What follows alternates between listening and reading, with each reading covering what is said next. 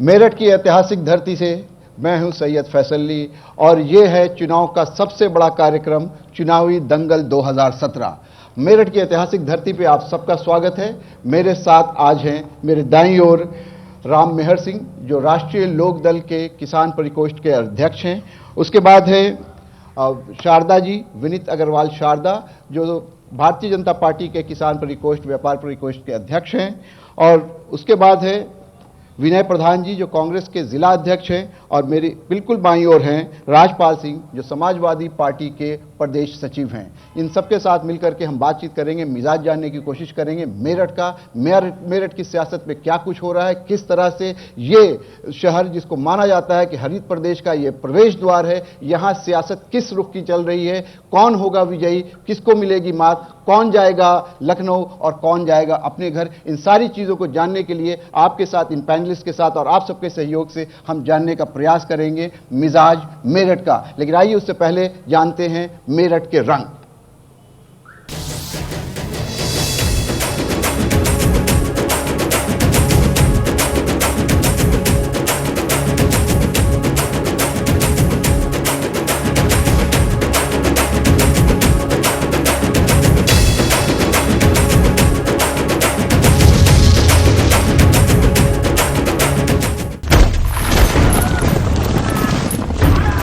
सन 1857 सारे हिंदुस्तान पर मेरे पीछे है मेरठ का मशहूर ऐतिहासिक शहीद स्मारक, वो स्मारक जो 1857 की क्रांति का प्रतीक है।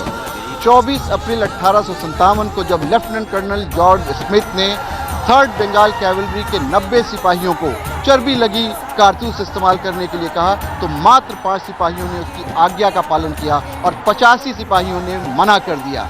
जब इन सिपाहियों ने मना किया तो उनके ऊपर मुकदमा चला। 9 अप्रैल को उन 85 सिपाहियों को 10 साल की सजा हो गई। इसके विरोध में 10 अप्रैल को सिपाहियों ने कैंप में बगावत कर दी और उन सिपाहियों को छुड़ा लिया और 11 तारीख को ये पूरी टोली दिल्ली की तरफ प्रस्थान की। और उनका एक एम था, एक मकसद था, एक ही ध्येय था कि जल्द से जल्द दिल्ली पहुंचकर बहादुर शाह जफर को दिल्ली के तख्त पे फिर से बिठाया जाए।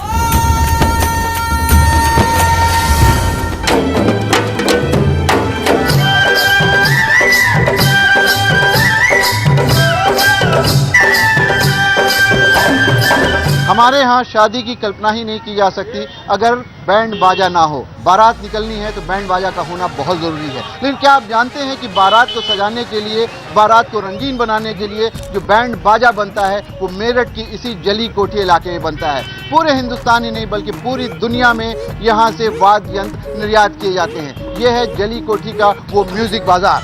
ये मेरठ है प्यारे, जरा बच के चलना। ये मेरठ है प्यारे, जरा बच कर तुम चलना। यूँ तो मेरठ अपने उद्योग धंधों के लिए जाना जाता है। यहाँ पे संगीत उद्योग, कैंची उद्योग, स्पोर्ट्स गुड्स का उद्योग, ये सारे उद्योग हैं।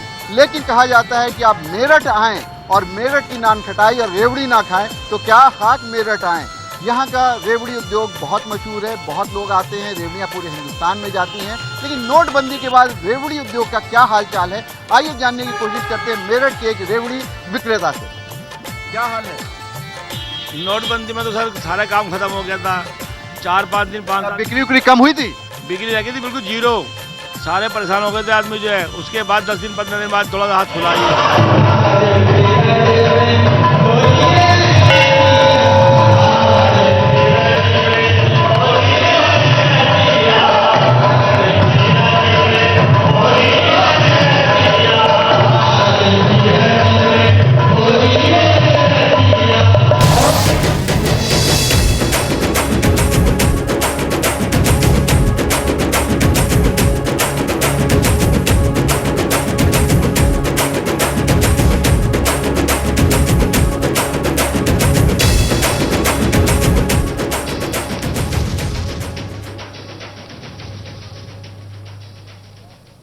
महाभारत काल का हस्तिनापुर जो कभी इश्काबाद कहलाया और आज मेरठ के नाम से जाना जाता है। ये वो शहर है जिसकी पहचान 1857 की क्रांति के प्रतीक के रूप में होती है। लेकिन इसके साथ साथ इसके आधुनिक भारत में बात करें, अगर आज़ादी के बाद की बात करें, तो इस शहर को राइट्स के हवाले से भी जाना जाता है। वो राइट्स जिसने इस शहर को बहुत बदनामी दी और पूरे हिंदुस्तान में यह माना गया कि कहीं ना कहीं सांप्रदायिक हिंसा की अगर बात होती है तो मेरठ शहर का नाम आता है। 1987 के वो दंगे जो हाशिमपुरा, मलियाना और मेरठ में हुए, सारे लोग जानते हैं। बशीर बद्र का मशहूर शेर है, उसी विभाजन के बाद, उसी राइट्स के बाद जब यहां पर कत्ल गारत हुआ था तो बशीर बद्र ने कहा था, कोई हाथ भी ना मिलाएगा जो तुम गले मिलोगे तपाक से, ये अजीब मिजाज का शहर है, जरा फासले से मिला करो। इसी अजीब मिजाज के शहर में मैं फैसल आप लोगों के बीच मौजूद हूं और ये जानने का प्रयास कर रहा हूं कि आज मेरठ का मिजाज कैसा है, राजनीति की किस करवट में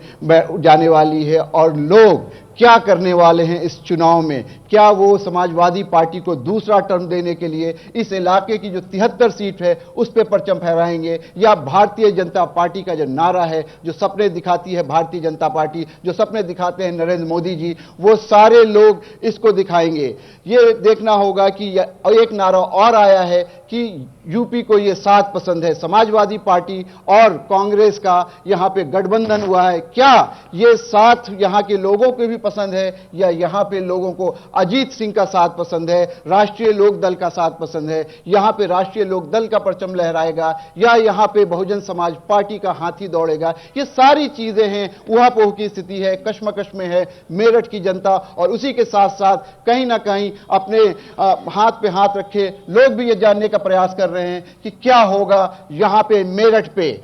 चलिए इन सारी चीजों को जानने का प्रयास करते हैं। और सबसे पहले जो यहां के सबसे बड़े चैलेंजर हैं पूरे उत्तर प्रदेश में अगर कहा जाए तो चैलेंजर ऑफ द बोर्ड जो है भारतीय जनता पार्टी, जो दावा कर रही है कि सरकार बनाएगी यहां पर, उसके जो प्रतिनिधि हैं विनीत अग्रवाल शारदा, उनके पास चलते हैं और जानने का प्रयास करते हैं कि किन मुद्दों को लेकर के यहां पे वो दावा कर रहे हैं, किन बातों को लेकर के विनीत अग्रवाल को ये लगता है कि मेरठ के लोग उनको वोट देंगे। विनीत अग्रवाल जी, क्यों लगता है आपको कि इस बार समाजवादी पार्टी को लोग नकारेंगे और मेरठ के लोग खास करके यहां पे आपके प्रत्याशी को वोट देंगे? सबसे पहले समाजवादी पार्टी का 5.25 साल का शासन, लूट, डकैती, हत्या, रंगदारी, चौथ वसूली, हफ्ता वसूली से पूरी तरह से ग्रस्त रहा।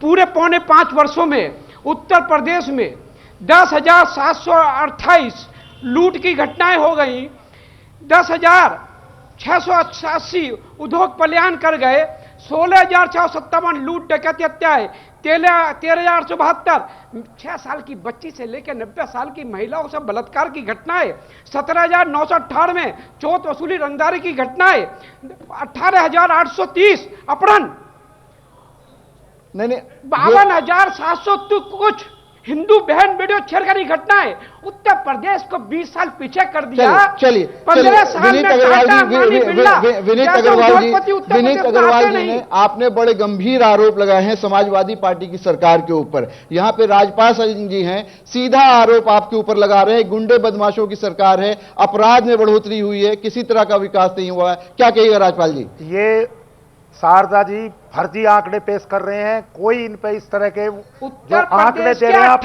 मुझे सुनिए पहले।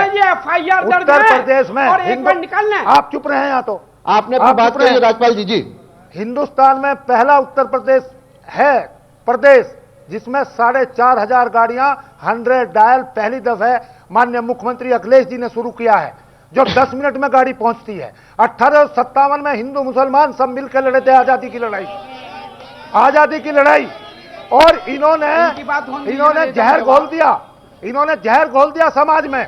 1857 में देश आजाद, इसी मेरठ में सब लोग इकट्ठे।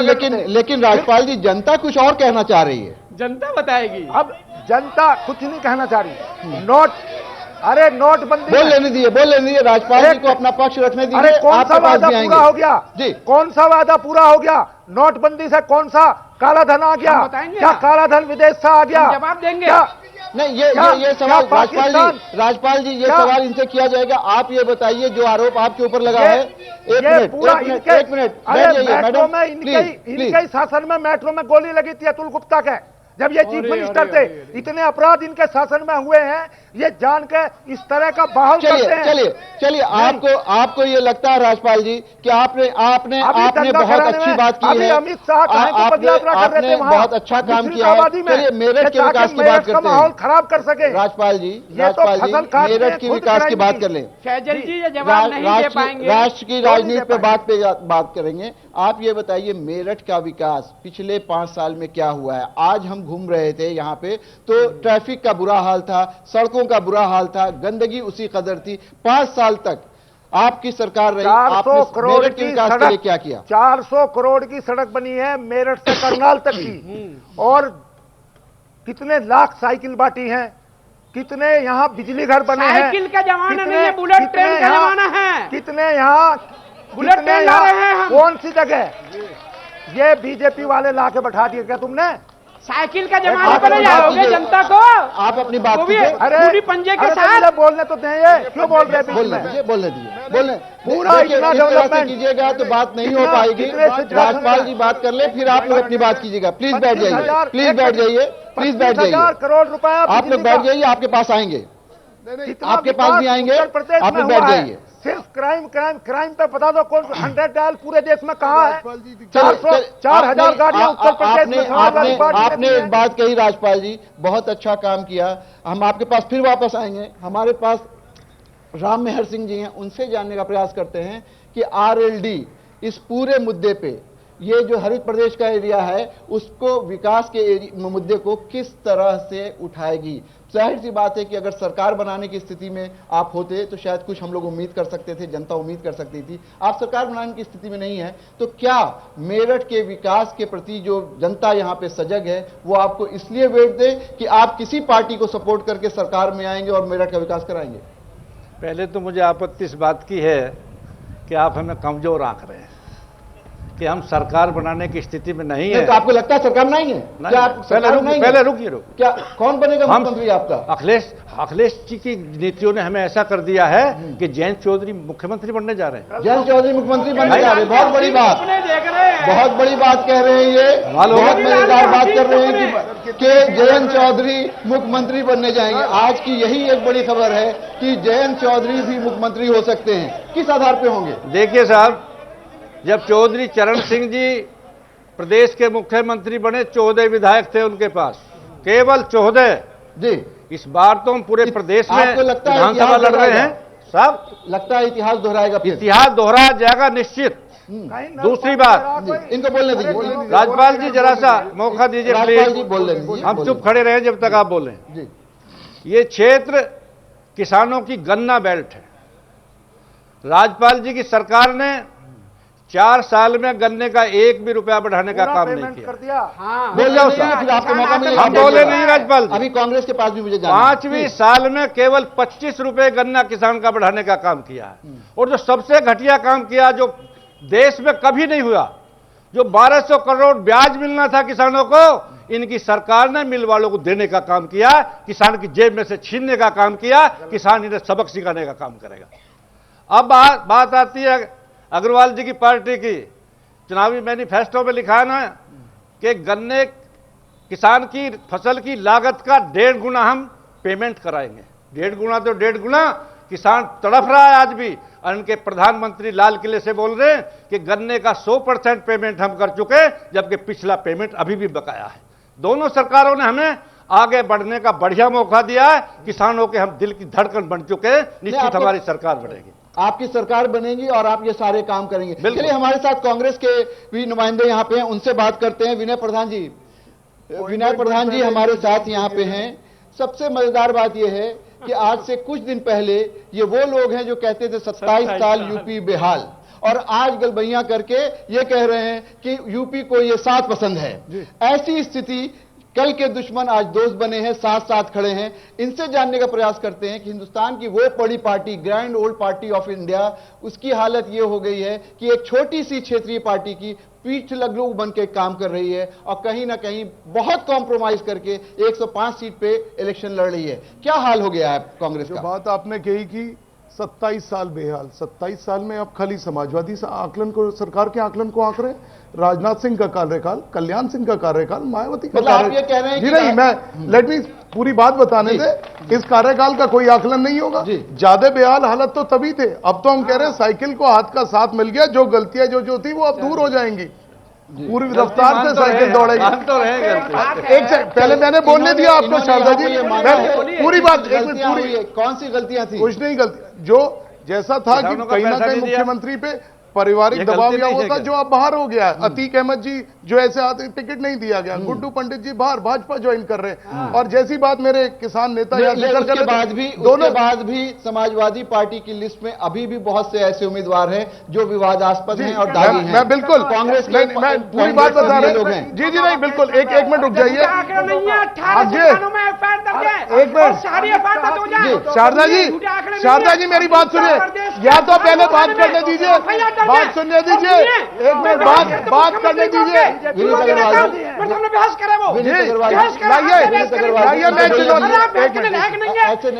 शारदा जी एक मिनट बात सुनने दीजिए, वरना फिर बहस की चर्चा नहीं होती है। दोनों किसी पढ़ के ना आए शारदा जी, नॉर्मल शारदा जी पूरी तैयारी से आए हैं, पूरा नोट लेके आए हैं, एक एक चीज लिख के लाए हैं।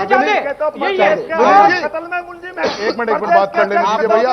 शारदा जी कत्ल के आप तो बहुत बात करने दीजिए, एक एक करके। एक मिनट 11 मुकदमे जो इनके अध्यक्ष पे दर्ज है उसका भी तो बता दें। एक मिनट शारदा जी ये कह रहे हैं कि बहुत बुरी हालत है, समाजवादी पार्टी की सरकार में बहुत हत्याएं हुई हैं, कानून व्यवस्था लचर है। मध्य प्रदेश का आंकड़ा नहीं दिखाई दे रहा। उत्तर प्रदेश की बात कर लीजिए।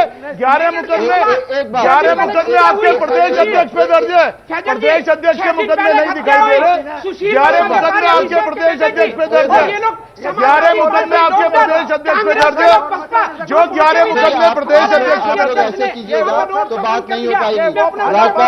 राजपाल जी थोड़ा सा संयम रखिए, थोड़ा संयम रखिए। आपसे एक सवाल पूछना चाह रहे हैं, किसी को बहस की जरूरत ही नहीं है। आपसे एक सवाल पूछना चाह रहे हैं, आप बड़े बड़े दावे कर रहे हैं, आप इनको बिल्कुल नाकारा बता रहे हैं। चलिए वो सारी बातें अपनी जगह पे, लेकिन क्या कारण है कि अगर आपके पास कोई ऐसा सक्षम आदमी है जो मुख्यमंत्री बन सकता है, उसका प्रोजेक्ट क्यों नहीं कर रहे हैं? कौन बनेगा मुख्यमंत्री? पूछा आपने, कौन बनेगा मुख्यमंत्री? पूछा हमारे देश का लोकप्रिय प्रधानमंत्री श्री नरेंद्र मोदी, जिन्होंने 3.25 वर्ष में भारत के नाम को विश्व पटल पर ऊंचा कर दिया।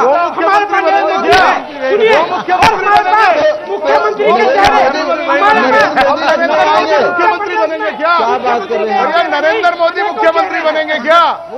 नरेंद्र मोदी मुख्यमंत्री बनेंगे क्या? अजीब सी बात है। नरेंद्र मोदी मुख्यमंत्री बनेंगे, नरेंद्र मोदी मुख्यमंत्री बनेंगे तो बता दीजिए। नरेंद्र मोदी नरेंद्र मोदी मुख्यमंत्री बनेंगे, प्लीज नरेंद्र मोदी मुख्यमंत्री बनेंगे, नरेंद्र मोदी मुख्यमंत्री बनेंगे। एक मिनट बैठ जाइए भैया पूछ लीजिए, नरेंद्र मोदी मुख्यमंत्री बनेंगे। एक मिनट बोलने दीजिए। राजपाल जी प्लीज, कांग्रेस सपा नहीं मिल जाती। अपनी चेहरा लीजिए, अपनी चेहरा लीजिए, प्रदेश को अपनी चेहरा लीजिए, प्रदेश को अपनी चेहरा लीजिए, अपनी चेहरा लीजिए। मेरठ की 7 सीटें हार रहे हैं, सातों जीत रहे हैं। इन्हीं धोखे से सातों लोगों पे को कमल खिलेगा।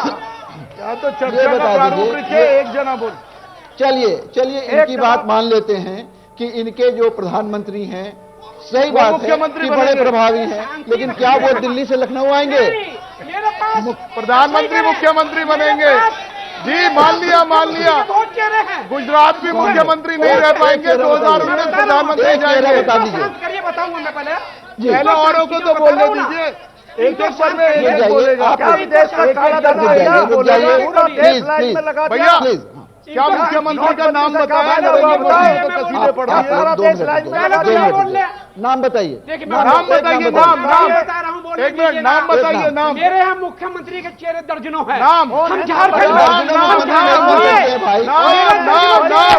अरे नाम बताइए, नाम। मगर मुख्यमंत्री लड़े, महाराष्ट्र में लड़े, नाम बताइए। चलिए माहौल बहुत गर्म हो गया है, माहौल बहुत गर्म हो गया है। थोड़ा सा चुपड़ेबाजी पे काम कर रहे हैं। इसके बाद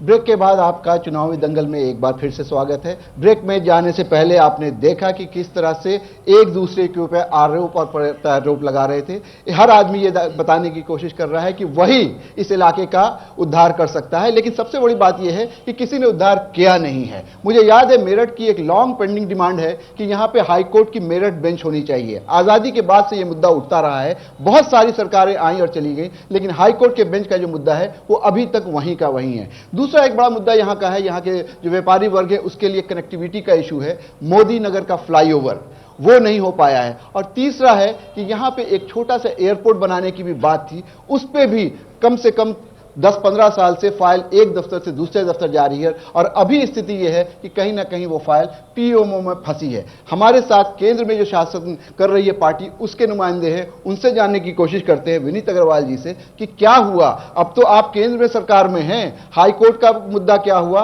और एयरपोर्ट का मुद्दा क्या हुआ? एयरपोर्ट की बात हमने कहा, एयरपोर्ट के लिए हमने जगह की बात करी। हमने कहा उत्तर प्रदेश सरकार उसमें जगह देने को तैयार नहीं, उन्होंने जगह में रोड़ा अटकाया। हमने कहा हमारे सांसद, हमारे लोग, हमारे उसमें मंत्री, उन्होंने कहा हम एयरपोर्ट बनाने तैयार हैं, परंतु उत्तर प्रदेश की सरकार चाहती नहीं, जगह देने को तैयार नहीं, तो उन्हें नहीं दी। हम आज भी कह रहे हैं उनके ऊपर उत्तर प्रदेश में हमारी सरकार बना दो। हम मेरठ को ही नहीं, हर 500 किलोमीटर में, 400 किलोमीटर में एक एयरपोर्ट बनाएंगे। हम मेरठ में, इलाहाबाद में, कानपुर में हम एयरपोर्ट बनाएंगे। और हाई कोर्ट बेंच की बात, 60 वर्ष तक कांग्रेस का शासन रहा, इन्होंने वकीलों का अपमान किया। हमारी सरकार बना दो, हम मेरठ में, पश्चिमी उत्तर प्रदेश में हम हाई कोर्ट बनाएंगे, इसका हम वादा करते हैं। देखिए मुझे पता नहीं है, मुझे पता कभी सरकार हमारी नहीं रही, आपके पास भी आएगा। हाई कोर्ट बेंच का मुद्दा यहाँ पे बहुत ही पुराना मुद्दा है। उत्तर प्रदेश में हमारी फुल बहुमत की कभी सरकार नहीं रही, हमारी 14 महीने एक बात बताइए, आप ये दावा कर रहे हैं कि मेरी सरकार बना दो, भारतीय जनता पार्टी की सरकार बना दो, हर 500 किलोमीटर पे एयरपोर्ट बना देंगे। क्या आप बता सकते हैं जहां जहां भारतीय जनता पार्टी की सरकार है, मध्य प्रदेश में, राजस्थान में? सही कह रहे हैं, हमने ये वादा अभी पंजाब में भी किया है। पंजाब में जहां सरकार नहीं आनी वही वादा कर रहे हैं, जहां सरकार नहीं आनी वादा जुमला है। छत्तीसगढ़ में बड़ी अच्छी तरह अपने प्रधानमंत्री को फॉलो कर रहे हैं कि वादा ऐसा नहीं है, वादा ही वादा करते हैं। तुमने आदतन वादा किया, वादा आदतन वादे पर इजहार किया। मध्य प्रदेश में जबलपुर, ग्वालियर, जुमला, जबलपुर, बहुत अच्छी बात बोल रहे हैं। जुमला, एक और जुमला आ गया, जुमला, चुनावी जुमला आ गया, चुनावी जुमला आ गया, चुनावी जुमला। Indore 100 kilometre, sir high court का चुनावी जुमला आ गया, नया बात तो नहीं बोलिए। देखिए ऐसा नहीं बोलिए, ग्वालियर का एयरपोर्ट है, इंदौर का एयरपोर्ट है, मुझे अच्छे से याद है, ये कांग्रेस के शासनकाल में बना था। ना तो अरे वाह, 60 वर्ष रही है। जी चलिए, लेकिन अगर आपकी बात मान भी ली जाए तो क्या आप रायपुर में हमने बनाया, आप इस जनता के सामने, जनता रायपुर में बनाया, राज ही अभी बना है। राज बनते ही बनाया, पहले नहीं था, राज्य बना, हमने बनाया, राज्य भी हमने बनाया। ये बताइए एयरपोर्ट पे अगर जवाब दे सकते हैं, हम लोग जब दिल्ली से मेरठ आते हैं, मोदी नगर के जाम से डर जाते हैं, क्या होगा? हमने बहुत सही पूछा। हम नेशनल हाईवे आपका नोएडा से लेके सहारनपुर ला रहे हैं, नेशनल हाईवे ला रहे हैं। आज तक जमीन अखबार नहीं हुई है, जमीन अखबार नहीं हुई है, टेंडर भी नहीं हुआ, शुरू होने वाला, टेंडर भी राइट नहीं हुआ, हो गया उसका। गलत हमारे चलिए, नहीं, गडकरी जी ने उसका शुरुआत कर दिया है। अभी 1 साल पहले, इन्होंने क्या किया? 1.5 साल पहले उद्घाटन करा था, आज तक किसानों ने जमीन नहीं ले पाए, आज तक जमीन नहीं ले पाए। ये झूठ बोलने वाली पार्टी है, सब जानती है, सब जानती है, आप क्या कह रहे हैं, आप क्या कह रहे हैं, ये सब जानते हैं। यही जनता जनार्दन है, आपके दावे अपनी जगह पे, इनकी बातें।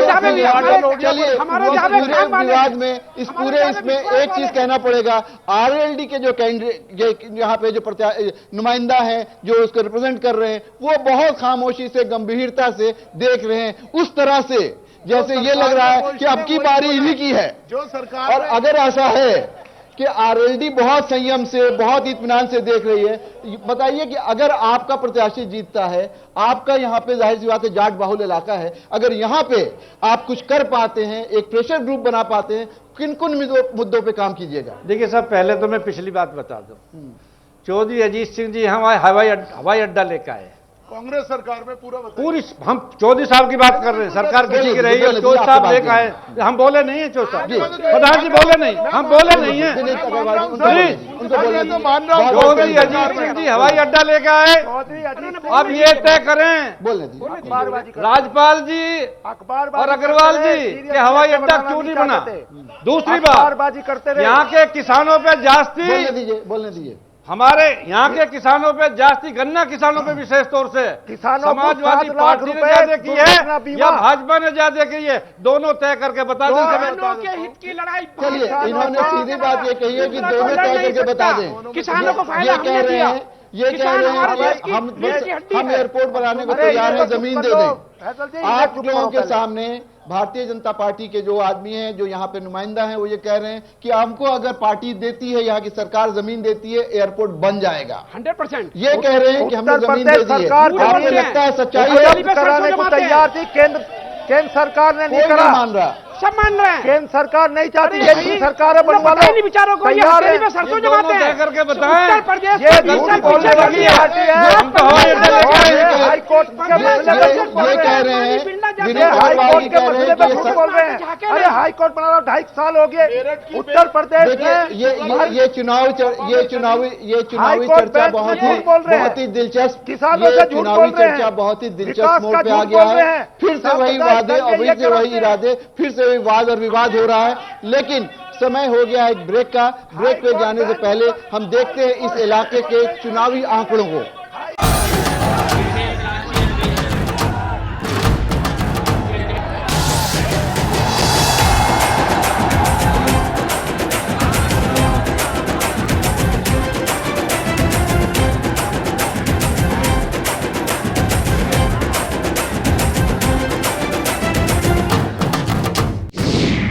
जंग आजादी की जमीन मेरठ में कुल 7 विधानसभा सीट हैं।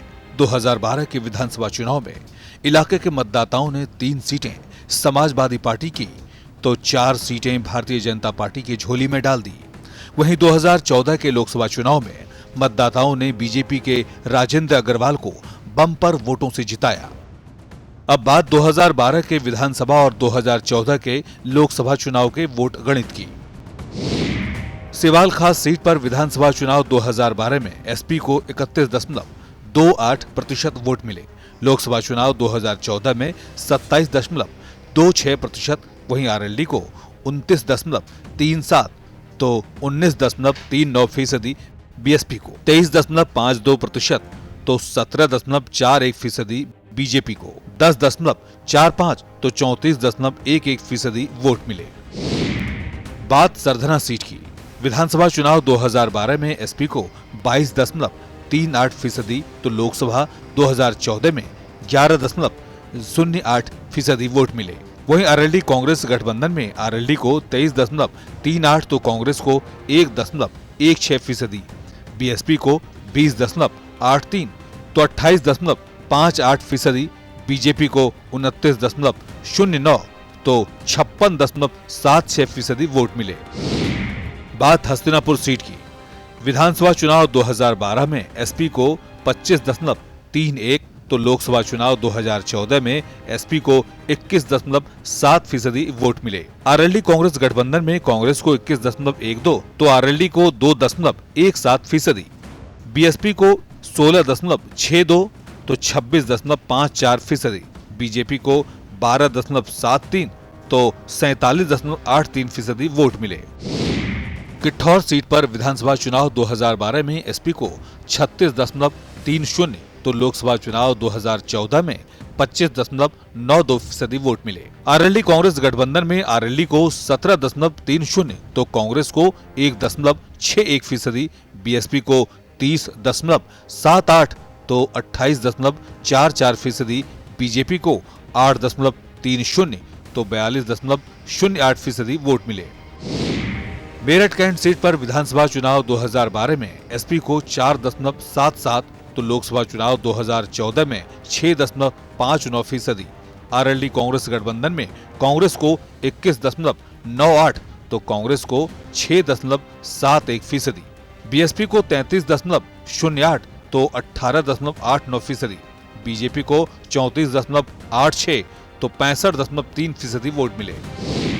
मेरठ शहर सीट पर विधानसभा चुनाव 2012 में एसपी को 34.54% तो लोकसभा चुनाव 2014 में 27.46% वोट मिले। कांग्रेस को 17.80% तो 3.85, बीएसपी को 7.35% तो 24.19%, बीजेपी को 38.04 तो 42.94% वोट मिले। मेरठ दक्षिण सीट पर विधानसभा चुनाव 2012 में एसपी को 22.49% तो लोकसभा चुनाव 2014 में 18.98%, आरएलडी कांग्रेस गठबंधन में आरएलडी को 11.52 तो कांग्रेस को 3.08% वोट मिले। बीएसपी को विधानसभा में 28.31 तो लोकसभा में 33.43, बीजेपी को विधानसभा में 32.79 तो लोकसभा में 42.66% वोट मिले। अब बात विधानसभा चुनाव 2017 के चुनावी दंगल में उतर रहे उम्मीदवारों की। मेरठ शहर सीट से एसपी कांग्रेस गठबंधन से एसपी के रफीक अंसारी उम्मीदवार हैं, तो आरएलडी से ज्ञानेंद्र शर्मा, बीएसपी से पंकज जौली तो बीजेपी से मौजूदा विधायक लक्ष्मीकांत वाजपेयी 8वीं बार चुनावी दंगल में हैं।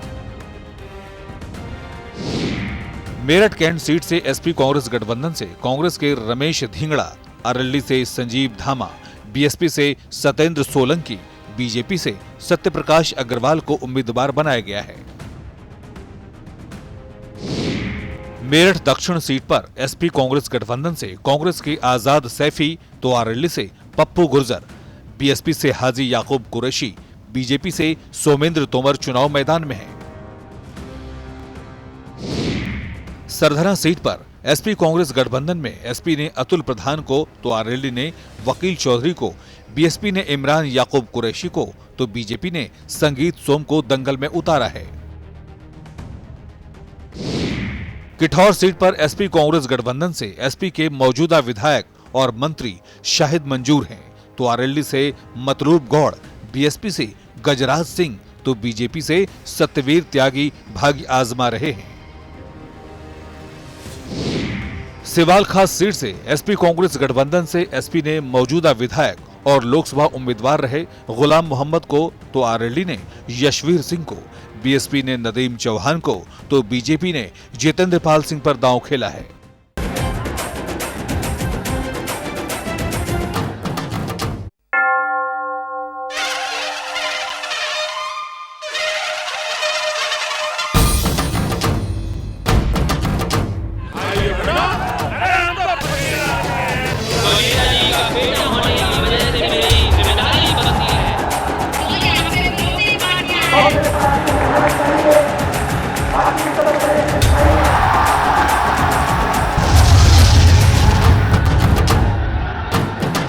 ब्रेक के बाद एक बार फिर आपका चुनावी दंगल 2017 में स्वागत है। हमारे साथ मंच पे जुड़ चुकी हैं कांग्रेस की नेता नगमा जी। सीधे चलते हैं नगमा जी के पास, किसी परिचय की मोहताज नहीं है, सब लोग जानते हैं उनको, राष्ट्रीय स्तर की नेता हैं। उनसे जानने का प्रयास करते हैं। आज यहाँ पे राहुल गांधी और अखिलेश जी की रैली हुई थी, वो भी उसमें रही होंगी। किस तरह का यहाँ पे आपको अनुमान लग रहा है, क्या स्थिति लग रही है कि उत्तर प्रदेश में क्या हाथी और साइकिल एक साथ तेजी से दौड़ पाएगी? नगमा जी।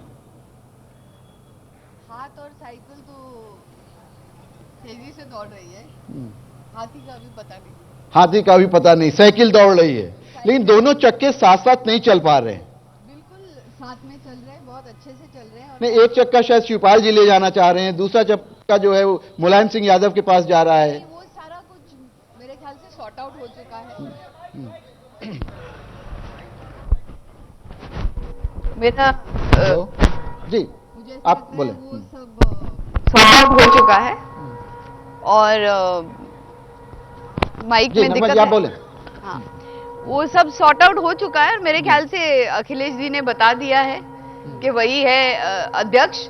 और ज्यादातर ध्यान अगर हम इस तरफ दें कि डेवलपमेंट की ओर क्या हो रहा है या जनता के लिए क्या हो रहा है या प्रधानमंत्री आके जो वायदे कर रहे हैं वो पूरे कर रहे हैं कि नहीं कर रहे हैं, वो ज्यादा इंपॉर्टेंट है। नहीं, अभी ये बता रहे थे कि प्रधानमंत्री तो सारे वादे पूरे कर रहे हैं। अच्छा? जितने वादे प्रधानमंत्री ने किए हैं पिछले 3 साल में, हालांकि कुछ लोग सहमत हैं, कुछ लोग सहमत नहीं हैं, तो इनका ये दावा है कि प्रधानमंत्री वादे पूरे कर रहे हैं। मुझे ये बताइए, प्रधानमंत्री जी ने कहा था कि वो 15 लाख हर एक के अकाउंट में देंगे, वो नहीं दिए। उसका भी जवाब 1 मिनट पहले मुझे कह दीजिए, फिर जवाब दीजिए। उसके बाद उन्होंने कहा था कि नौकरियां देंगे 2.5 करोड़, ठीक है। फिर वो नौकरियां भी अभी 1.5 लाख के भी करीब युवाओं को नौकरियां नहीं मिली, और वो 2.5 करोड़ 1 साल में थे।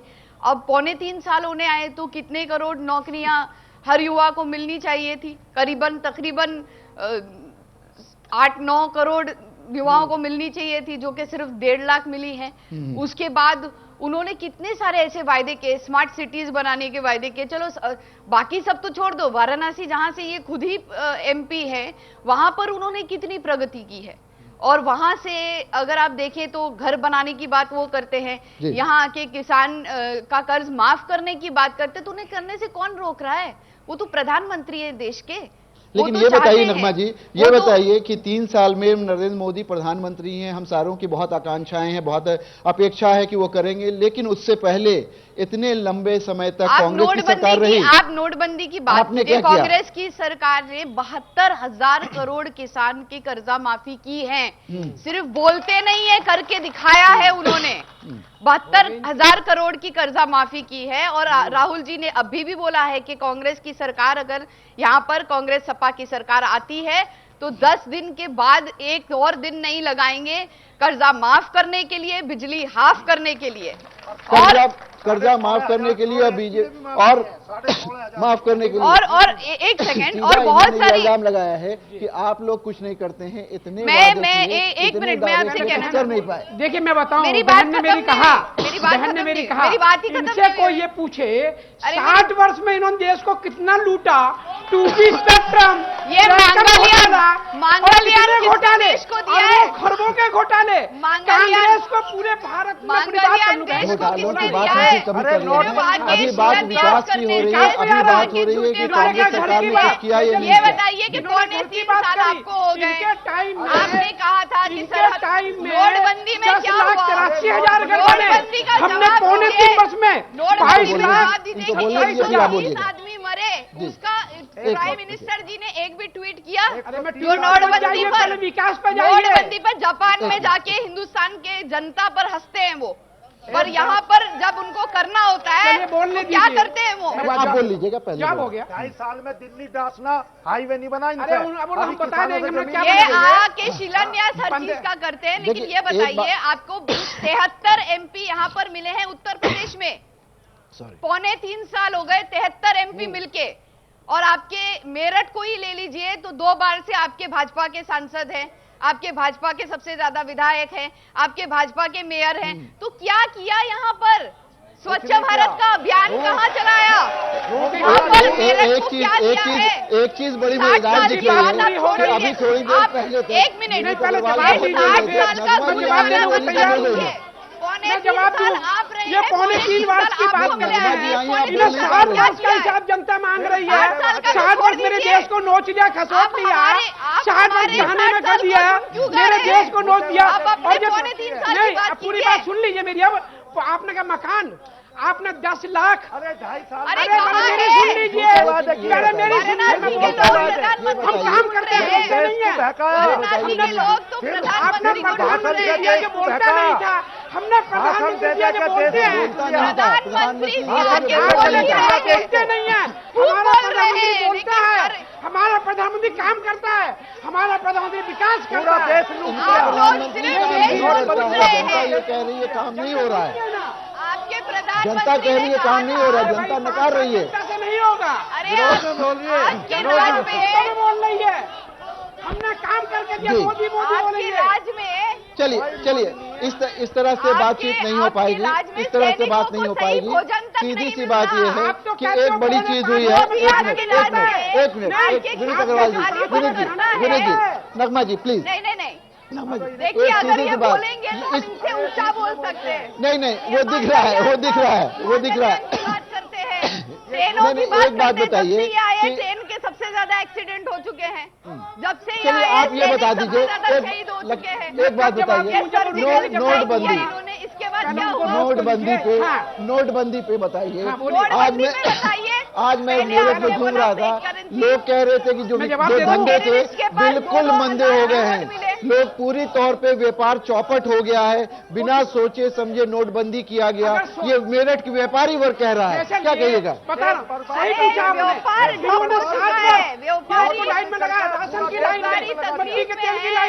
अब आप एटीएम की लाइन में लगाइएगा, क्या बात कर रहे हैं भाई?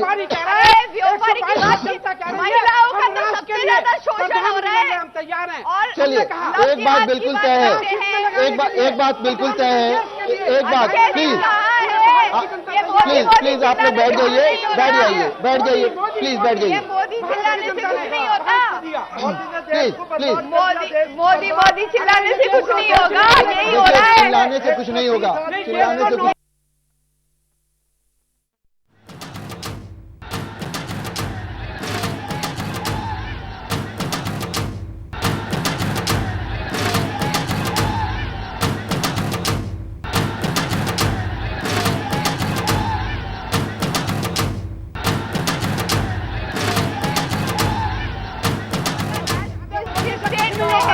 काम करने से होता है, भाजपा का राज काम करने से होता है। देखिए एक मिनट प्लीज एक मिनट रुक जाइए, मुझे एक सवाल करने दीजिए। सबसे ज्यादा मध्य प्रदेश में होते हैं।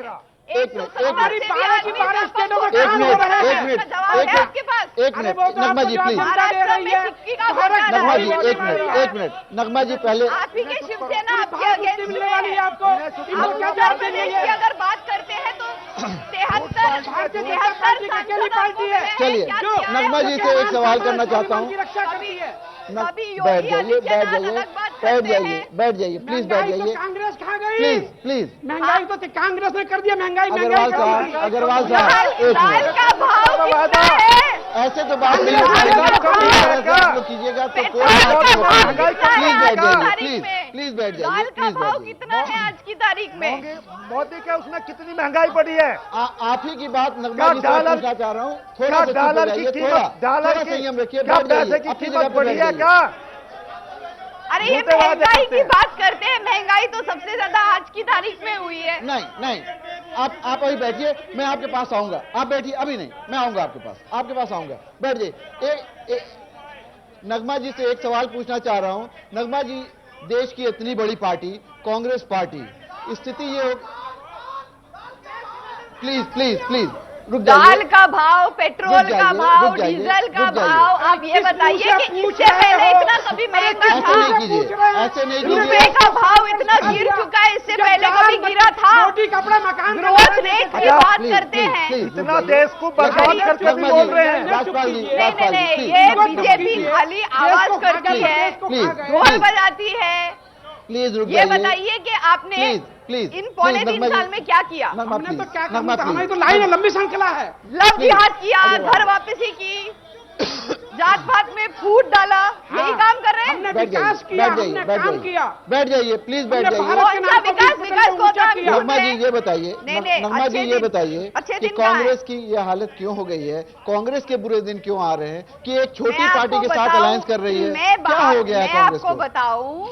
मैं आपको बताऊं कि सांप्रदायिक तत्वों को दूर रखने के लिए ये जो योगी आदित्यनाथ जी हैं, ये ओहो आहा करने से कोई मतलब नहीं बनेगा। बोलने दीजिए फिर ये भी बोलेंगे। हमने नहीं निकाला था, घर वापसी का मुद्दा हमने नहीं निकाला था, बात है। ये सारी चीजें हमने नहीं निकाली थी, ये आपकी निकाली तो हुई आप है। ये मान रही हैं, आप ये मान रही हैं? फैजल जी में दम था, अकेले वो मुकाबला नहीं कर सकती बीजेपी का, तो साइकिल पे क्यों सवार हुई? बीजेपी का मुकाबला नहीं कर पा रहे साइकिल हैं। क्यों पंजे का हाथ पकड़ रहा है? हमने तो इनको, तो आप क्यों साथ ले लिया आपने क्या जो तीन को साथ समाजवादी लेने पार्टी की? को? क्योंकि जनता इनको नकार चुकी है उत्तर प्रदेश से। लाई है बिहार में, अब देखिए यहाँ क्या होने वहाँ वाला भी है। लालू नीतीश के साथ, और दिल्ली को संभालने वाले, वहाँ भी लालू नीतीश के साथ। इन्होंने इतने काम किए थे समाजवादियों ने, बोलने वालों का मुकाबला बेटा बाप का नहीं हुआ, ये उत्तर प्रदेश का क्या हो जाएगा? ये झूठ बोलने जो वाली बेटा बाप पार्टी का है, नहीं हुआ, जो बेटा ये जनता को गुमराह करने वाली पार्टी है। उस ये बाप झूठ को बोलते धोखा हैं, दिया, झूठ। चाचा को धोखा ये दिया। दंगा कराने वाली पार्टी है, दंगा कराने वाली पार्टी। तो वो किसका हो जाएगा? झूठ बोलने वाली पार्टी है। क्या मिलके किया 73 ने? नहीं, बैठिए, बीजेपी ने देश को बर्बाद कर दिया। बैठ जाइए। इस तरह से बात कीजिएगा तो नहीं होगा। बैठिए, बैठ जाइए, बैठ जाइए, बैठ जाइए, बैठ जाइए, प्लीज बैठ जाइए, प्लीज बैठ जाइए, प्लीज बैठ जाइए। आरएलडी, आप ये बताइए, राम मेहर सिंह जी, राम मेहर सिंह जी, ये आप देख रहे हैं किस तरह से लड़ाई हो रही है। ये आपने भी प्रयास किया कि आपका भी गठबंधन हो जाए, जी। नहीं हो पाया। क्यों आपका साथ किसी ने नहीं लिया? क्या साहब? आपका गठबंधन किसी से नहीं हो पाया। साथ लेने की जरूरत नहीं है। भारतीय जनता पार्टी और प्रदेश की सरकार ने, भारतीय जनता पार्टी और प्रदेश की सरकार ने यहाँ की जनता को इतना बेहाल कर दिया है कि राष्ट्रीय लोकदल की तरफ देख रहा है किसान। ये दोनों तय करके बतावें कि किसानों की बदहाली का भाजपा की पार्टी की सरकार की पंजाब में तो बादल सरकार का साथ लिया, तो फिर यहाँ क्यों बात करते हैं ये लोग? यहाँ का किसान आत्महत्या करने के लिए मजबूर है। यहाँ हवाई अरे अड्डा भाजपा से मिलकर क्यों लड़े थे? पिछला इनकी चुनाव नीतियों से हवाई अड्डा नहीं आया, भाजपा से मिलकर लड़े थे, अपनी भाजपा के चक्कर में फैसला कर ले। चलिए चलिए, अभी विनीत अग्रवाल जी कुछ कहना चाह रहे हैं। 1 मिनट में विनीत अग्रवाल की बात सुन लो। भाजपा से विनीत अग्रवाल जी को बोलने दीजिए प्लीज। यहाँ का किसान नहीं, प्लीज ऐसे नहीं होगा। किसानों के लिए आपके बाद इस ब्रेक के बाद आप लोगों के पास आएंगे। विनीत जी को बात कहने दीजिए। ये तरीका नहीं है। नहीं नहीं नहीं, बिल्कुल नहीं। विनीत जी को बोलने दीजिए, विनीत जी को बोलने दीजिए। क्यों नहीं बोलेंगे? अच्छा रुक जाइए, रुक जाइए, 2 मिनट रुक जाइए, 2 मिनट रुकिए। आप लोगों के पास आ रहे हैं। चलिए चलिए, यहाँ लेते हैं एक ब्रेक। ब्रेक के बाद आएंगे तो आप लोगों के पास आएंगे।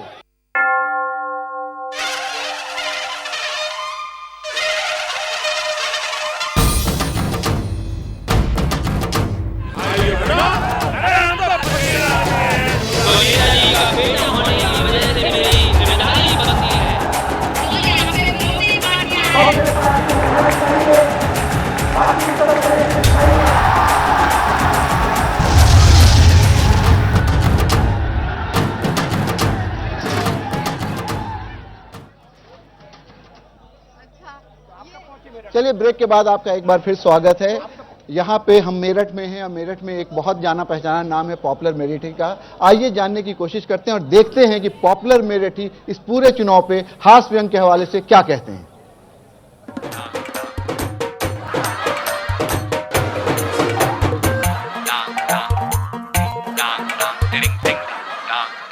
दर्शकों, नादरीन, मैं फिर हाजिर हूँ चुनावी दंगल में टिकट के लिए। देखिए, इस बार टिकट मिल जाना चाहिए और टिकट के वास्ते गैरत भी बेच सकता हूँ। टिकट के वास्ते गैरत भी बेच सकता हूँ।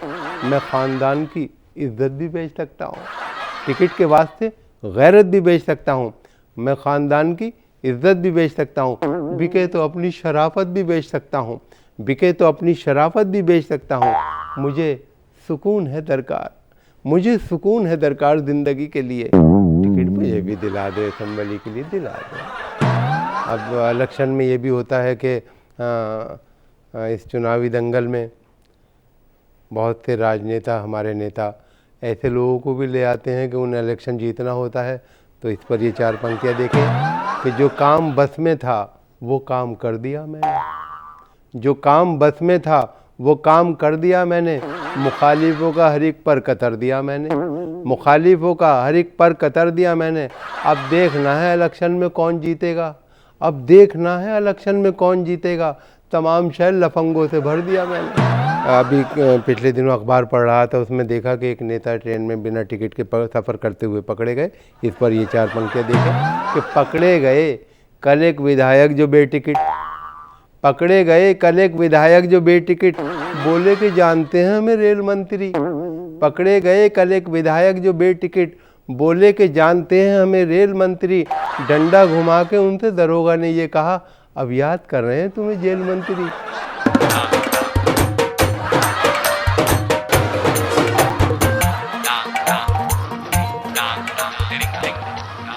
पॉपुलर मेरिटी ने अपने खास अंदाज में व्यंग कसा है पूरी राजनीतिक व्यवस्था पे, किस तरह के लोग आज चुनाव में खड़े हो रहे हैं, किस तरह के लोग आज चुनाव में जीत करके आ रहे हैं। ये जो छवि बन गई है राजनेताओं की, उसके लिए जिम्मेदार कौन है? उसके लिए ये जिम्मेदार हैं या उसके लिए आप जिम्मेदार हैं? क्या लगता है नगमा जी, इस तरह की जो बात होती है समाज का ही दर्शन है, जो हास्य व्यंग में बात कही गई है समाज को दिखा रहा है, क्या लगता है इस प्रकार की जो एक बन गई है इमेज कि जितने नेता हैं वो कहीं ना कहीं इसी प्रकार के बैकग्राउंड से आते हैं, क्या कहिएगा? देखिए, अगर मैं अभी इनटॉलरेंस की बात करूंगी तो फिर मुश्किल हो जाएगा। नहीं, आप बोलिए, अपनी बात कहिए।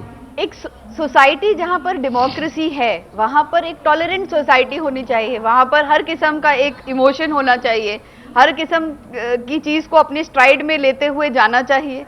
तो ठीक है, ये भी एक अपना एक तरीका है व्यंग करने का, हंसने का, लेकिन जहां पर वास्तविकता से आप परे हट जाए, दूर हट जाए, जुमलेबाजी करे, कुछ जमीनी तौर पे आप काम ना करें और आप सिर्फ जुमले कसते जाए और झूठे वायदे देते जाए, राष्ट्रवाद का जो कहते हैं ना कि ठेका आप ही लेके बैठेंगे, तो ये सारे काम से विकास नहीं होगा, डेवलपमेंट नहीं होगी।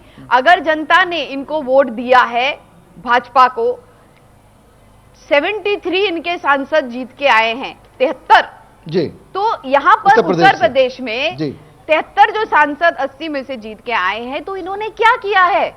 ये अपनी जगह हंसी मजाक सब कुछ ठीक है, हम भी इसके मजे ले सकते हैं, इसको एंजॉय कर सकते हैं, लेकिन ये सारी बातें जो है ये बहुत एक सीरियस मुद्दे पर लेकर आती हैं। चलो ठीक है, ये बार बार हम पे ताने कसते हैं कि आपने 60 साल में क्या किया, 60 साल में क्या किया, 60 साल में जो आपने आज ये 26 जनवरी को ये सारी आपने प्रदर्शन देखी है, माफ कीजिए, ये भाजपा ने 3 साल में नहीं किया है, ये कांग्रेस ने 60 साल में किया है। और अगर आपने मंगलयान भी देखा है तो ये कांग्रेस की दी हुई है। आज तक जो कुछ भी दिया है, आप मुझे इतने स्कीम, चाहे वो मनरेगा हो, चाहे राइट टू इंफॉर्मेशन है, चाहे फूड सिक्योरिटी एक्ट हो, चाहे कितने भी पब्लिक रिलेटेड स्कीम हो, आज बजट में भी आपने मनरेगा का बजट बढ़ा दिया। तो कांग्रेस ने इस देश के लिए, इस देश की जनता के लिए, और राहुल जी ने, सोनिया जी ने और हमारे लीडरान ने बहुत कुछ, मनमोहन सिंह जी ने, कोई उनको आज देश का दुनिया भर का इकोनॉमिस्ट नोटबंदी पर अपना जवाब दे रहा है कि नोटबंदी ये बहुत ही बुरी स्कीम रही है। कहीं आप बोलते हैं, ये पेटीएम की बात करते हैं, आप हिंदुस्तान को आगे लेने की बात करते हैं, मेक इन इंडिया की बात करते हैं, अगर पेटीएम की बात कर रहे हैं, ऑनलाइन ट्रांजैक्शन की बात करें तो बुरा क्या है? यहाँ पर आप लोगों को डिजिटल इंडिया कह रहे हैं, नहीं, आप क्या चाहती हैं कि डिजिटाइज इंडिया चीजें नहीं हो सके, डिजिटल इंडिया नहीं बन पाए? नहीं, डिजिटल इंडिया में क्या दिक्कत है आपको? डिजिटल इंडिया में कोई दिक्कत नहीं है, लेकिन इंडिया में उतनी लिटरेसी पहले होनी चाहिए। उसके लिए जिम्मेदार कौन है? आप अचानक से इनकी बात का जवाब भी देना है। आप अचानक से 8 तारीख को कहते हैं कि अगले दिन सारे ग्रहणियों के नोट जो उन्होंने सालों साल बचा के रखे अपनी बच्ची के शादी के लिए, अपनी आगे अपनी जितनी भी सेविंग्स हैं, वो सारी औरतों के लिए आपने अचानक से कह दिया कि ये नोटबंदी हो गई और अगले दिन आपके नोट कागज हो गए। लेकिन आपके भाजपा के जितने भी लोग हैं नोटों के साथ और नोटों की भरमार के साथ पकड़े जा रहे हैं। दुखती रथ पे हाथ रख रही हैं। कर्नाटक में इनका मंत्री पकड़ा गया आपके भाजपा के अध्यक्ष 12 संगीन केसेस है उत्तर प्रदेश के अध्यक्ष पर। आपके भाजपा के जितने भी सारे विधायक हैं, नगमा आपने अपनी बात कही है, नगमा अब हम जनता के बीच जाते हैं और जानने की कोशिश करते हैं कि जो नगमा जी ने बात कही है उससे कितने सहमत हैं और जो अब तक बात की है उसमें जो अग्रवाल साहब ने कही है वो कितनी सही है। आते हैं जनता का सवाल लेते हैं, जनता से जानने का प्रयास करते हैं कि अब तक जो वादे, अब तक जो दावे ये लोग कर रहे हैं वो कितने सच है, कितने झूठ है। आइए आपसे शुरू करते हैं। इन्होंने कहा कि अगर बातचीत हम करें कि हाईकोर्ट का इशू है वो कितना सच है, कितना झूठ है, आप क्या पूछना चाहेंगे यहाँ पे खड़े उम्मीदवारों से? मेरे सामने सबसे पहले तो मैं जो कांग्रेस को रिप्रेजेंट कर रही हैं नगमा जी, जिन्होंने अभी तक हिंदुस्तान पे राज करा है, केंद्र में इनकी सरकार रही है, इन्होंने हमारी हाई कोर्ट बेंच के लिए क्या करा, पश्चिमी उत्तर प्रदेश की जनता के लिए क्या सोचा इन्होंने। जहां तक विनीत शारदा जी खड़े हुए हैं, विनीत शारदा जी 3 साल से सरकार पश्चिम उत्तर केंद्र में है, आपने क्या वादा करा, आपने क्या दिया पश्चिमी उत्तर प्रदेश की जनता को? क्या न्याय, सस्ता सुलभ न्याय दिया? डोर स्टेप दिया आपने? आप नरेंद्र मोदी जी बिना बुलाए हाई कोर्ट में पहुंच जाते, इलाहाबाद हाई कोर्ट में, और वहां उनसे इलाहाबाद के वकीलों से ये कहते हैं। आपने अपनी बात की, एक दो सवाल और ले लेते हैं, एक दो सवाल और ले लेते हैं। अध्यक्ष जी बैठे हैं हमारे। जी अध्यक्ष। मैं अध्यक्ष होने के नाते मेरठ बार का, तो मैं चारों जो हमारे मेरठ बार एसोसिएशन के अध्यक्ष हैं। जी, मैं राजपाल सिंह हमारे मेंबर है, समाजवादी के सचिव है। नगमा जी, जब आपसे भी मैं कह रहा हूं, जब राहुल गांधी आए आप भी थी, और विनीत सारदा जी जब ये हम सवाल ले ले नगमा, फिर आपके पास आएंगे। जब आप थे, और राम मेहर जी के तो मैनिफेस्टो में, तो आप तो बरी हुए, आपके तो जो है मैनिफेस्टो में जो है एक ही पार्टी है राम मेहर सिंह की, राष्ट्रीय लोकदल, जिसके मैनिफेस्टो में है। जहां तक मायावती जी का है, उन्होंने भी हमें सपोर्ट किया है, लेकिन कांग्रेस, समाजवादी और भारतीय जनता पार्टी, इन्होंने जो है ना तो 81 से मैं देख रहा हूं, ना तो इन्होंने सपोर्ट किया, ना ये कहते हैं बोले जगह उनकी। ये बताइए, आप अध्यक्ष हैं बार एसोसिएशन के, ये जो मुद्दा आप लोग उठा रहे हैं हाई कोर्ट का, वो कितना बड़ा मुद्दा है इस क्षेत्र के लिए? क्या आम जनता उससे प्रभावित है? मैं जो भी मतलब बीजेपी अखिलेश सरकार ये कहती है हम विकास करेंगे, अगर पश्चिमी यूपी में हाई कोर्ट बेंच आती है, क्या विकास नहीं होगा? जनता का मुद्दा है ये। तो आप विकास की तो बात करते हैं और हाईकोर्ट बेंच को आप इग्नोर करते हैं। चलिए चलिए, एक दो लोगों से और सवाल पूछ लेते हैं। आप कुछ कहना चाह रही हैं, बोलिए।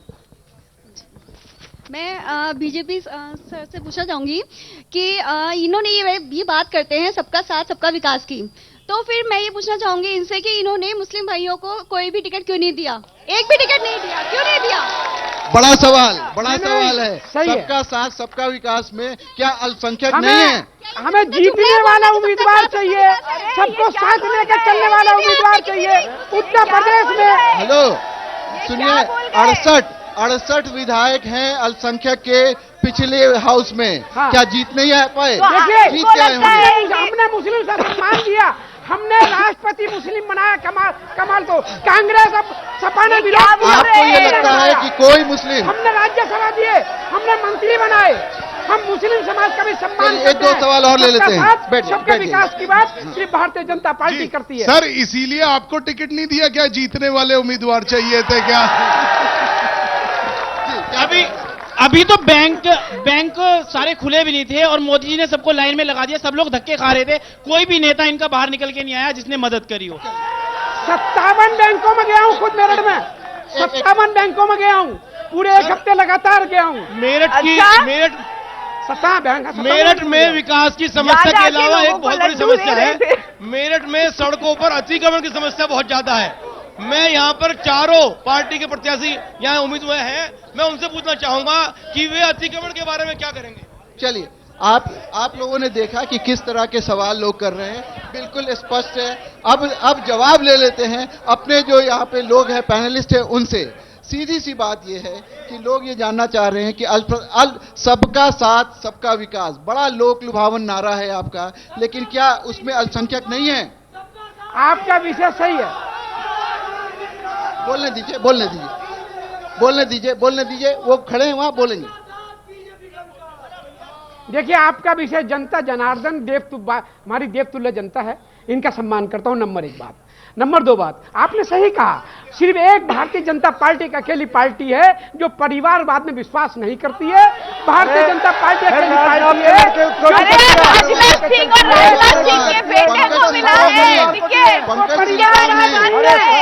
सारे परिवार के लोगों को टिकट दिया, सारे परिवार के लोगों को टिकट इन्होंने दिया है, उसके बारे में बात करें। बैठ जाइए,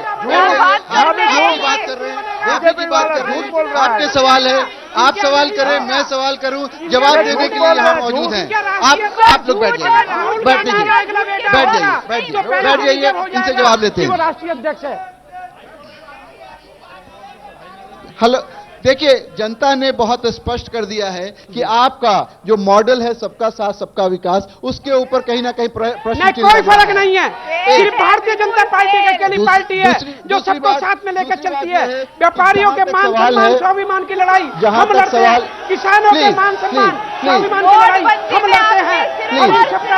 देवतुल्य जनता का सम्मान हम करते हैं।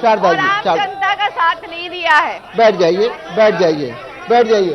प्लीज। आपके पास आऊंगा, मैडम बैठ जाइए, आपके पास आऊंगा, आपके पास आऊंगा। अभी मैं वहां था, आपको सवाल पूछा था, आप पूछ लेते हैं।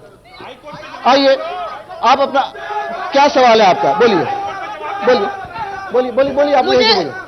1 मिनट शांत हो जाइए, शांत हो जाइए। आपको वकीलों को अपनी पड़ी है, व्यापारियों को अपनी पड़ी है, सबको अपनी पड़ी, महिलाओं की कोई सोचता है? बहुत बड़ी बात है। 1 मिनट नहीं, ठीक है, कोई नहीं। अभी हम इतने 1 मिनट नहीं 1 मिनट सुनिए। आप अपनी बात कहिए, सवाल कीजिए, सवाल। आप भी एक महिला हैं और मैं भी एक महिला हूँ। मेरी इतनी एज है, फिर भी मैं रात में 9 बजे 8 बजे अकेले जाने में मुझे डर लगता है। इतनी ज्यादा गुंडागर्दी हो गई है। आप लोगों ने क्या किया महिलाओं की सुरक्षा के लिए? बहुत अच्छा सवाल इन्होंने किया है। 1 मिनट, बहुत अच्छा सवाल, इसका जवाब मैं देना चाहूंगी। आप लोग गंभीर, आप लोग और गंभीर, मैं जवाब दूंगी। देखिए, एक महिला ने मोदी जी लाल किले से खड़े होकर महिला सुरक्षा की बात करते हैं, बेटी बचाओ बेटी पढ़ाओ की बात करते हैं, लेकिन अभी आप हरियाणा का किस्सा भूल रहे हैं। आप 13,872 कितनी सारी नाबालिग लड़कियों का बलात्कार भूल रहे हैं, जो मध्य प्रदेश में बुलंदशहर का भूल गए। मध्य प्रदेश बलात्कार में नंबर 1 प्रदेश है। शारदा जी प्लीज, इसका आप क्या जवाब देंगे? बोलिए।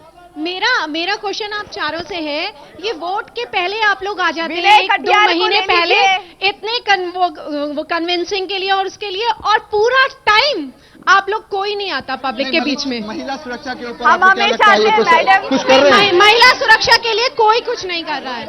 महिला सुरक्षा के लिए महिला सरकार सुरक्षा कर एक रही मुद्दा है, जाहिर सी बात है, आधी आबादी महिलाओं की है। महिलाओं के ऊपर सुरक्षा को लेकर के उनके साथ जिस तरह से हर कोई ना कोई घटना हो रही है, कहीं रेप हो रहा है, कहीं कुछ हो रहा है, उस पर क्या कर रही है। आइए जानने की कोशिश करते हैं जो हमारे पैनलिस्ट हैं कि इनके जो मैनिफेस्टो है, इनकी जो रोड मैप है, उसमें महिला सुरक्षा को लेकर क्या बात है। सबसे पहले राम मेहर सिंह से जानने की कोशिश करते हैं कि अगर, प्लीज बैठ जाइए, प्लीज बैठ जाइए, प्लीज बैठ जाइए, प्लीज बैठ जाइए। आप लोगों की सवाल लेने में, आप लोगों की बात सुनने में समय हो गया एक ब्रेक का। ब्रेक के बाद वापस आएंगे तो इसी महिला सुरक्षा का जो सवाल है, बहुत बड़ा मुद्दा है नारी सुरक्षा का, उस पर बात करेंगे इन पैनलिस्ट से। लेते हैं एक ब्रेक।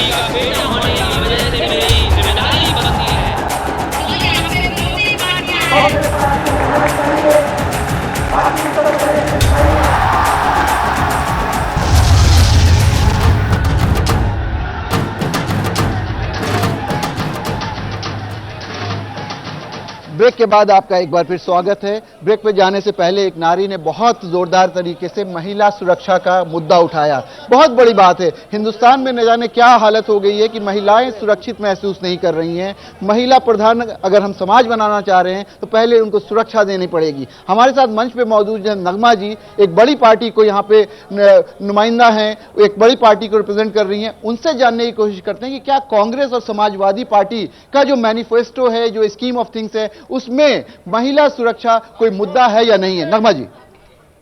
देखिए, प्रदेश सरकार ने तो 1090 दिया हुआ है, हेल्पलाइन एम्बुलेंस। इसके अलावा 102 और 108 कर रही है। 102 बिल्कुल काम कर रही है। आप अभी फोन कीजिए मेरे सामने, आप अभी फोन कीजिए, आप अभी नंबर मिलाइए मेरे सामने। 102% पैसा बोलने से कोई काम नहीं करेगा।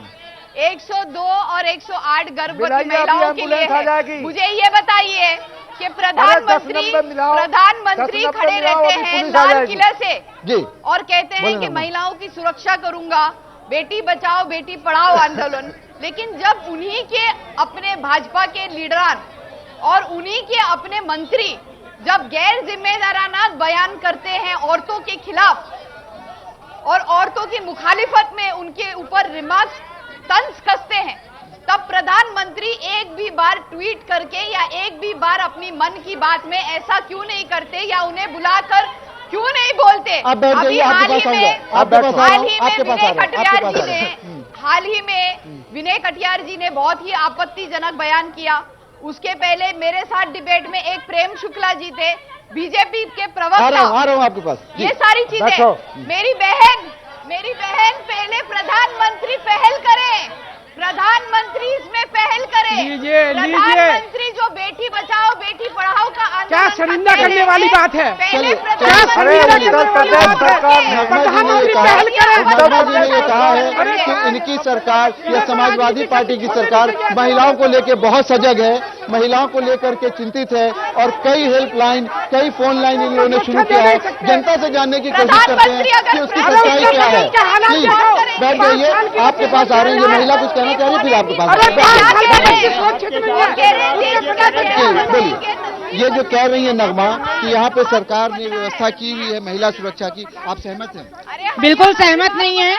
सपा सरकार से हम लोग को दिक्कत ये है कि आपके सरकार में गुंडा राज बहुत होता है, गुंडा राज फैलता है। रुक जाइए, रुक जाइए। मिलाओ फोन नंबर, झूठ बोल रहे हैं, मिलाओ। कहीं भी सुरक्षित नहीं है। 102 मिलाओ, एम्बुलेंस आएगी।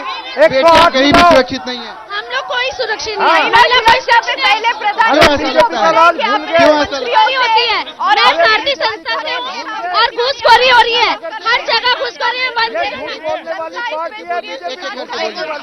अब इनके बहकावे नहीं आने वाले। आप लोगों के पास आ रहा हूँ, बैठ जाइए, बैठ जाइए, बैठ जाइए। क्या कहना चाहते हैं? विनीत भाई, आप मेरे पड़ोसियों, मेरे दोस्तों, मैं बड़ा विनम्र हाथ जोड़ के आपसे एक सवाल करना चाहता हूँ। विनीत भाई, आप 80% हिंदुओं को 20% मुसलमानों से डराकर वोट लेते हैं, हिंदुस्तान को पाकिस्तान से डराकर वोट लेते हैं। ये कितनी गिरी राजनीति आप क्यों करते हो? हम तो आपके साथ हैं, फिर ऐसी राजनीति क्यों? ऐसा मत करो, ऐसा मत करो। बांटने की राजनीति ना करें, बांटने की राजनीति ना अरे एक अकेले हमें जो मुसलमान को भी सम्मान देते हैं। एक मिनट रुक जाइए, क्या बताइए, क्या सवाल है? मेरा सवाल यह है, अरे ये देश के प्रधानमंत्री, हाई कोर्ट बैंक देश के प्रधानमंत्री जिन्होंने लाइन में लोगों को लगा के मारा है, जिन लोगों की मौत हुई है, उसका जिम्मेदार प्रधानमंत्री है, उसके खिलाफ मुकदमा कायम क्यों नहीं हुआ? अगर कोई चलिए आपने अपनी बात आपने अपनी बात कही। इस पूरे डिबेट में एक आदमी मुझे ऐसा भी दिखा है जो विकलांग है। विकलांगों के बारे में कोई बातचीत क्यों नहीं होती है? एक विकलांग दिव्यांग कहने से क्या इनकी समस्या समाप्त हो जाएगी? इनकी क्या समस्याएं, पार्टीज इनके बारे में क्या कहते हैं? जो स्पेशल लोग हैं, जो चैलेंज लोग हैं, उनके बारे, जो फिजिकली चैलेंज हैं, उनके बारे में सरकार क्या कहती है? आप लोगों की क्या समस्या है? मैं बता दूं, यहाँ पे चारों पार्टियों के प्रचारक आ गए, राष्ट्रीय प्रचारक, लेकिन इनके घोषणा पत्र में दिव्यांगों के लिए कुछ नहीं है। 2014 में नगर निगम में नियुक्ति हुई थी, उसमें घोटाला हुआ, 5 अधिकारियों के खिलाफ FIR है, उन्हें आज तक गिरफ्तार नहीं किया। देखिए, दिव्यांगों ने भी अपनी बात कही है। दिव्यांगों को ये लगता है कि उनके बारे में भी सोचने वाला, उनके बारे में भी करने वाला कोई नहीं है। सारी बातें यहाँ पे निकल के आ रही हैं। ये बिल्कुल लग रहा है कि जो बात दावा कर रहे हैं वो बात नहीं हो सकती है।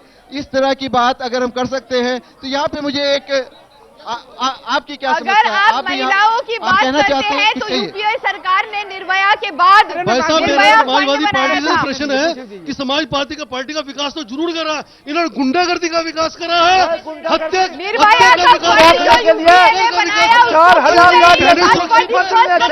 सुरक्षित है। 4000 गाड़ियां गुंडागर्दी बीजेपी चलाती है। ये बीजेपी वाले गुंडागर्दी कराते हैं, बीजेपी वाले। 100 डायल पूरे देश में, उत्तर प्रदेश में है। यही बीजेपी वाले गुंडागर्दी करते हैं, गुंडागर्दी। समाजवादी पार्टी गुंडागर्दी को रोकने वाली पार्टी है। बातचीत नहीं हो पाएगी, इस तरह से कीजिएगा, बातचीत नहीं हो पाएगी। बीजेपी वाले आप लोग संयम रखिए, बीजेपी वाले आप लोग संयम रखिए। समाज को बांटते हैं बीजेपी वाले, ये सबसे ज्यादा गुंडागर्दी। आप लोग अपनी जगह पे बैठ जाइए, प्लीज बैठ जाइए, प्लीज बैठ जाइए। नगमा जी, आप देख रहे हैं कि जनता जिस तरह से जानना चाह रही है, कहीं ना कहीं दोनों पक्ष और विपक्ष दोनों है। कुछ लोग कह रहे हैं कि गुंडागर्दी से लोग परेशान हैं। आपसे मेरा सवाल है कि गुंडागर्दी किस तरह से? मैं ये जानना चाह रहा हूं कि अभी कुछ दिन पहले मेरठ में 6 कत्ल हो गया। मैं बताना चाह रही हूँ, क्या हो रहा है? मैं आपको बताना चाह रही हूँ, सबसे बड़ा घोटाला व्यापम के घोटाला में हुआ है। सबसे ज्यादा लोग व्यापम में मरे हैं। 170 से भी ज्यादा से पैदा हुए ये ऐसी बात करते हैं। घोटाले की कोख से पैदा रेल में बढ़ गए, कितने एक्सीडेंट घोटाला में